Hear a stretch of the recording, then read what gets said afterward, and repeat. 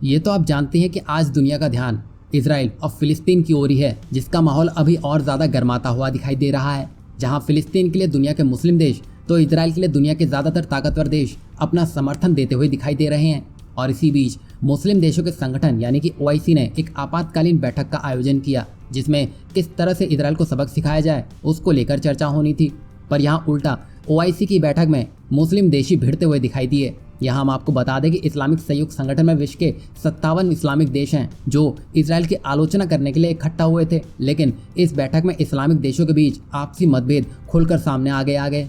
लेकिन यहाँ इजराइल की आलोचना करते वक्त इस्लामिक देशों की अलग अलग प्रतिक्रिया थी और बैठक के दौरान ही आपसी मतभेद सार्वजनिक हो गए। और तो और फिलिस्तीन के विदेश मंत्री ने सीधे तौर पर कई इस्लामिक देशों के साथ ही साथ उनके इजराइल के प्रति नरम रुख रखने के लिए उनकी आलोचना भी की। यहाँ हम आपको बता दें कि इस्लामिक सहयोग संगठन की बैठक के दौरान यूएई कई मुस्लिम देशों के निशाने पर रहा। दरअसल पिछले साल ही संयुक्त अरब अमीरात ने इजराइल से अपने रिश्ते सामान्य किए हैं। यूएई के बाद ही बहरीन, मोरक्को और सूडान ने भी अपने रिश्ते इजराइल के साथ ही सामान्य कर लिए हैं, जिसको लेकर बैठक में इन देशों पर सवाल उठाए जा रहे हैं। कई देशों ने तो खुलकर इस बैठक के दौरान यूएई और इजराइल के संबंध स्थापित करने वाले बाकी देशों को गलत ठहराया है। यहाँ इजराइल के खिलाफ पाकिस्तान और तुर्की सबसे आक्रामक रुख इख्तियार किए हुए दिखाई दिए।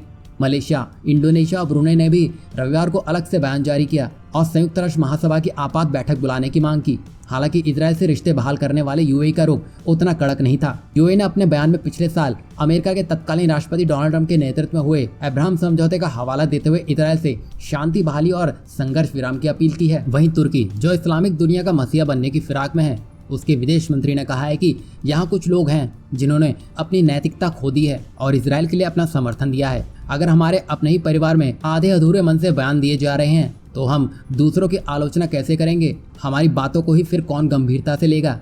यानी कि यहाँ तुर्की को अपने ही खेमे में छेद नजर आने लगा है। वहीं पाकिस्तान के विदेश मंत्री शाह महमूद कुरैशी ने भी बैठक में मुस्लिम देशों से एकजुट होने की अपील की है। यानी कि यहाँ आप देख सकते हैं कि जो बैठक इजराइल को लेकर थी उसमें मुस्लिम देश आपस में ही तालमेल नहीं बना पा रहे हैं। अगर आगे ऐसा ही होता रहा तो एक दिन ओआईसी का भविष्य खतरे में पड़ता हुआ दिखाई देगा।